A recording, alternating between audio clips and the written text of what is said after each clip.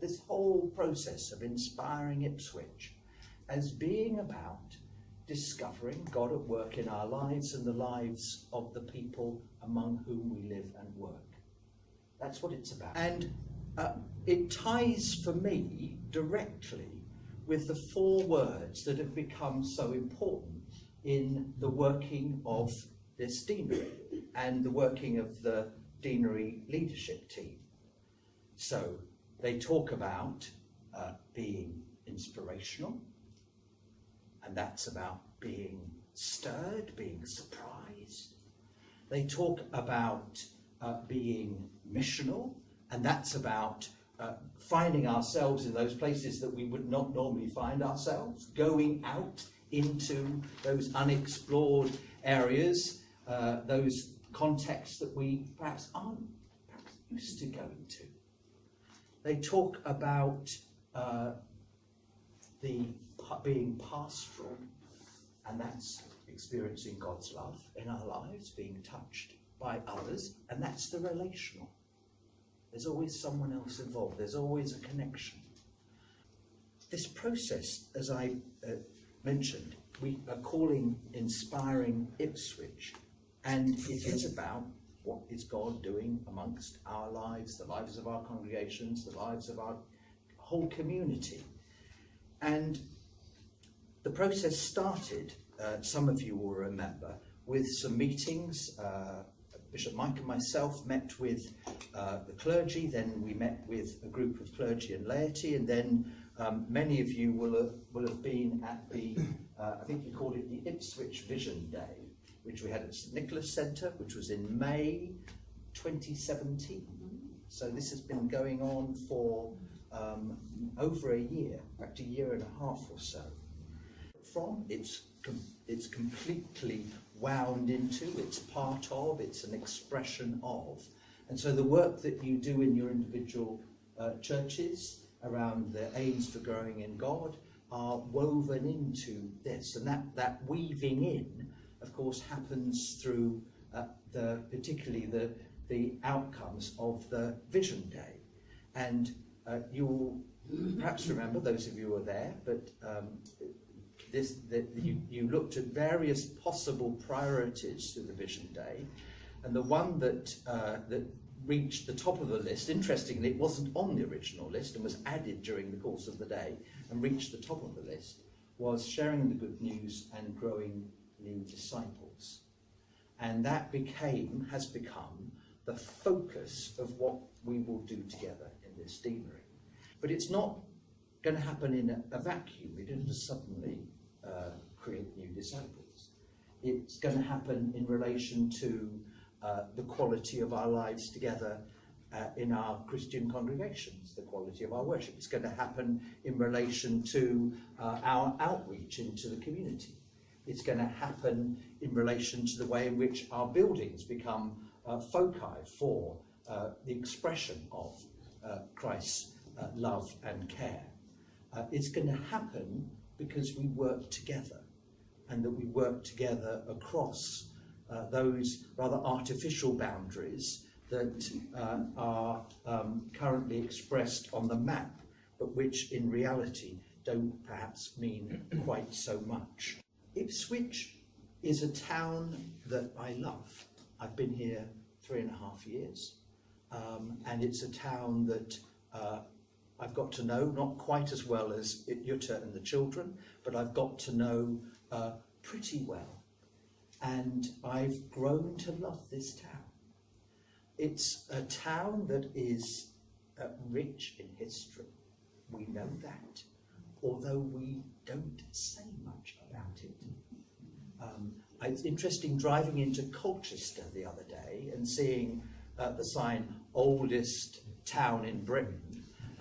Well, this is the oldest English town, and we never tell anybody about that. But there is a rich history in this town, which the church has been woven into. So we think of Cardinal Wolsey, we think of street names like Franciscan Way, we think of the medieval churches downtown. We can see that history, was told this afternoon, in fact, that apparently the Pilgrim Fathers, although we associate them with leaving from Plymouth, that was their last port of call. Their first port of call was Ipswich. We forget these things about ourselves. And part of this inspiring Ipswich is to be inspired by our history, to be inspired by those stories that are all around us in the buildings and the street names and in the tales that people tell about the history. It's a town that's rich in diversity, and increasingly so, a God-given diversity. It's a town that, as Dave reminds me, makes up 23% of the population of the diocese. So it's nearly a quarter of the diocese in Ipswich. It's also, as we all know, a town with areas of very high deprivation.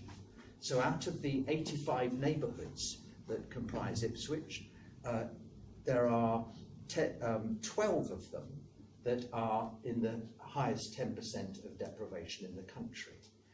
But then it's also a town of contrasts, because you've got one of those neighbourhoods, Stoke Park, which is in the highest 10% deprivation, next to Pinewood, which is in the lowest 10% of deprivation.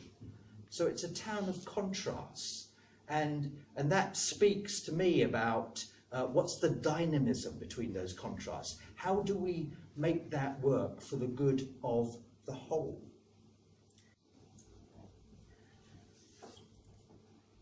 I want to say just a couple more things. First of all, about the how, and I've hinted at this. I don't more than hint, I've been very blunt about it. It's the how is embodied in how we work together. It's how we work across those parish boundaries, which have a reality and a significance in some technical areas like the occasional offices. But we know in a place like Ipswich, those boundaries are fairly meaningless in lots of other ways. They're not there, you can't see them on the road, you can't see them as you cross from one part of one estate to another part of the estate. They don't mean anything to the people who live here. So can we envisage our churches, our Christian communities and congregations, as loci of Christian activity from which radiate people who themselves radiate Christ's love, rather than boundaried areas where that love somehow stops in a particular form and then adopts a new form as it crosses the boundary? Let's see if we can diffuse that so that we can work in relationship, whether that's between churches or in friendships between people, or sharing resources, sharing activities, sharing ideas, and saying, well, actually, we'd like to have a go at something. Can somebody, who wants to join us with this? Who could have a go? Or we're really struggling with this particular challenge. Who can help us? Who's got some ideas that will enable us to work together on tackling? Whatever it is, it might be something within the life of the church, it might be something within the life of the wider community. If you've got an idea, try it. If you've tried it and it's not worked, learn from why it hasn't worked and change it and try it again. And if somebody is saying, oh no, you can't do that, it's the church, then try it. If you're really worried, ask someone, and the answer's likely to be, try it. Have a go. Enable those people who've got ideas in your congregations, or you know people who've got ideas who say, you know, we think this would really help. This would make a difference to these people's lives, or this would help us reach out with the gospel to this part of the community. Try it. Let people kind of have a go. God does not call us to stay the same.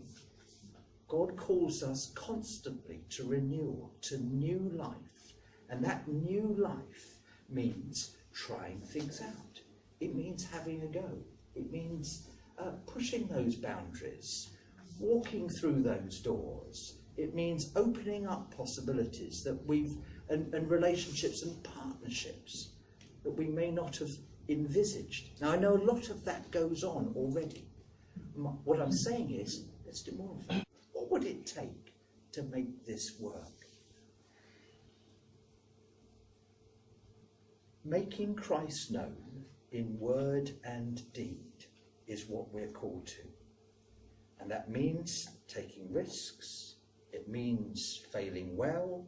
It means letting people have a go. It means working across boundaries and communities. It means working together.